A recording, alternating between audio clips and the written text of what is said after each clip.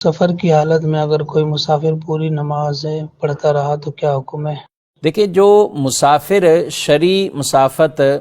یعنی 92 کلومیٹر یہ سفر کرنے کے ارادے سے اپنے گھر سے نکلا ہے اور جس کا سفر 92 کلومیٹر یا اس سے زیادہ ہے، مثال کے طور پہ کراچی سے حیدرآباد جا رہے ہیں،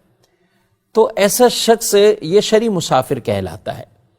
اس کو اس سفر کے دوران جتنی بھی ایسی نمازیں آئیں جیسے ظہر کی، عصر کی اور عشاء کی، تو ان کے 4 رکعت فرض میں قصر کرنا یہ واجب ہے، یعنی 2 رکعتیں پڑھنا یہ واجب ہے۔ اب اگر اس کی جگہ یہ 4 ہی پڑھ لیتا ہے، اسی طرح یہ کرتا رہا ہے، تو قصدن ایسا کرنا یہ گناہگار بھی ہوگا،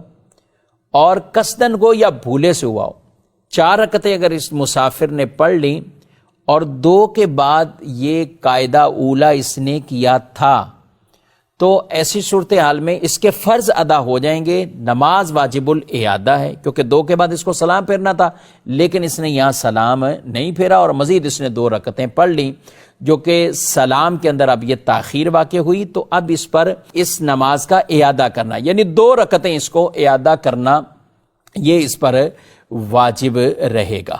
اور اگر کوئی شخص قاعدہ اولا ہی نہیں کرتا، یعنی مسافر شرعی ہے اور ساتھ ساتھ اس نے 4 رکعتیں جو پڑھی اس میں قاعدہ اولا ہی نہیں کیا اور اسی طرح اپنی نماز کو اس نے مکمل کر لیا، تو اس کے فرض بھی ادا نہیں ہوئے، اس پر وہ نماز گویا کہ قضا ہو گئی اور 2 رکعتیں قصر اس کو قضا کرنا یہ ضروری ہے۔ محترم ناظرین اکرام، جب بھی کبھی آپ سفر پر جاتے ہیں تو اس طرح کے احکامات کا ضرور خیال رکھنا چاہیے کہ کہیں ایسا نہ ہو کہ ہم اس کے اندر غلطی کھا رہے ہوں اور